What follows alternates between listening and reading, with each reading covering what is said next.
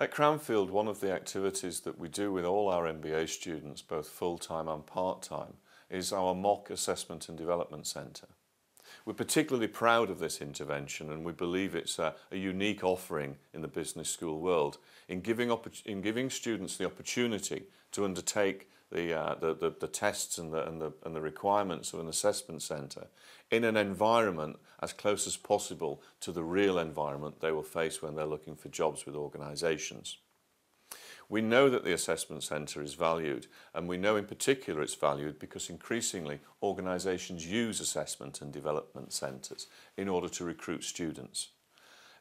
If we can equip our students to be the best prepared to take those tests and to be in that environment, then we've done the best we can for them.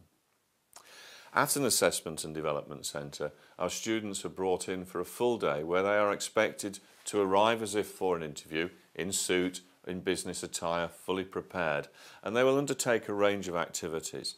Those activities will include aptitude tests, but with both verbal and numerical reasoning, a group exercise, an individual one-to-one interview, and some form of task, both group and individual, to test their aptitudes and their abilities against certain competencies.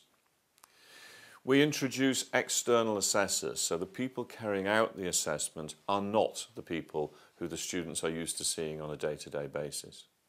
We put them in groups where they're required to interact with people in a way that they would not normally do. Very importantly, however, having completed this unique assessment and development centre experience, is the feedback that we then provide. Each student receives a 1.5 hour one-to-one feedback on their performance at the assessment centre in order to help them understand how they can do better and improve their performance going forward, or at least to build confidence that what they do is already great.